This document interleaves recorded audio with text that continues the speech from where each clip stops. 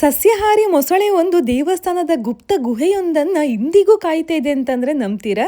ನಿಜವಾಗ್ಲೂ ಹೌದು. ನಾನಿವತ್ತು ಬಂದಿರುವಂಥದ್ದು ವಿಶೇಷತೆಗಳ ಆಗರವಾಗಿರುವಂತಹ ಶ್ರೀ ಅನಂತ ಪದ್ಮನಾಭ ದೇವಸ್ಥಾನ, ಕೇರಳದಲ್ಲಿರುವ ಕುಂಬ್ಳೆಗೆ. ಈ ದೇವಸ್ಥಾನದಲ್ಲಿರುವಂತಹ ಗುಹೆ ಇಂದಿಗೂ ಕೂಡ ತಿರುವನಂತಪುರದಲ್ಲಿರುವಂತಹ ಅನಂತ ಪದ್ಮನಾಭ ದೇವಸ್ಥಾನಕ್ಕೆ ಕನೆಕ್ಟ್ ಆಗ್ತದೆ ಅಂತ ಕೂಡ ಇತಿಹಾಸವಿದೆ. ಇಲ್ಲಿರುವ ಮೊಸಳೆಯ ಹೆಸರು ಬಬಿಯಾ ಎಂದು. ದೇವಸ್ಥಾನದಲ್ಲಿ ಪೂಜೆಯ ನಂತರ ಇಲ್ಲಿ ಬಬಿಯಾ ಎಂದು ಕರೆಯಲಾಗುತ್ತೆ. ತದನಂತರ ಬಬಿಯಾ ಹಾಗೆ ಪ್ರಸಾದವನ್ನ ನೀಡಲಾಗುತ್ತೆ. ಪ್ರಸಾದವನ್ನ ಕೂಡ ಇಲ್ಲಿ ಸ್ವೀಕರಿಸಿ ತದನಂತರ ಅದು ತನ್ನ ಪಾಡಿಗೆ ಆ ಒಂದು ಸ್ಥಾನದಲ್ಲಿ ಇರುತ್ತೆ ಅಂತ ಕೂಡ ಹೇಳಲಾಗುತ್ತೆ. ಈ ಒಂದು ದೃಶ್ಯವನ್ನ ಅನೇಕ ಭಕ್ತಾದಿಗಳು ಕಣ್ತುಂಬಿಕೊಂಡಿದ್ದಾರೆ. ಹೆಚ್ಚಿನ ದೇವಸ್ಥಾನದಲ್ಲಿ ವಿಷ್ಣು ಮಲಗಿದ ಭಂಗಿಯಲ್ಲಿದ್ದರೆ, ಈ ದೇವಸ್ಥಾನದಲ್ಲಿ ವಿಷ್ಣು 5 ಹೆಡೆಯ ಸರ್ಪದ ಮೇಲೆ ಕುಳಿತ ಭಂಗಿಯಲ್ಲಿ ದರ್ಶನವನ್ನ ನೀಡುತ್ತಾ ಇದ್ದಾರೆ. ಅದು ಕೂಡ ಆಯುರ್ವೇದದ ಗಿಡಮೂಲಿಕೆಗಳಿಂದ ಮಾಡಿರುವಂತಹ ವಿಶೇಷವಾದಂತಹ ವಿಗ್ರಹ ಇದು. ಗರ್ಭಗುಡಿಯಲ್ಲಿರುವ ಅನಂತ ಪದ್ಮನಾಭನ ಮೂರ್ತಿಯನ್ನ ಉರಿಯುತ್ತಿರುವ ತುಪ್ಪದ ದೀಪದ ಬೆಳಕಿನಿಂದಲೇ ನೋಡಬೇಕಾಗತ್ತೆ. ಬದಿಯಲ್ಲಿ ಶ್ರೀದೇವಿ ಭೂದೇವಿ ಇದ್ದರೆ ಅದರ ಬದಿಯಲ್ಲಿ ಹನುಮಂತ ಮತ್ತೆ ಗರುಡನನ್ನ ಕೂಡ ಪೂಜಿಸಲಾಗ್ತದೆ. ದೇವಸ್ಥಾನವನ್ನ ತಿರುವನಂತಪುರದಲ್ಲಿರುವಂತಹ ಅತ್ಯಂತ ಶ್ರೀಮಂತ ದೇವಸ್ಥಾನವಾದ ಅನಂತ ಪದ್ಮನಾಭ ದೇವಸ್ಥಾನದ